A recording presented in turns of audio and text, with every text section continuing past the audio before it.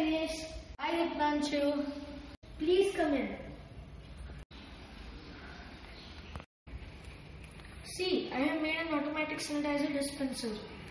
You are coming from outside. Please sanitize your hands. Wow, you made it. Does it really work? Yes, please try it. Wow, it is working. How did you make it? I'll show you in my dad's lab. Hi guys, today we will make an automatic sanitizer dispenser.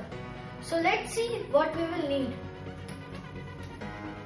We will need a motor, a pipe, a IR sensor, 1K resistor, PNP transistor, battery box and power supply, and a jar.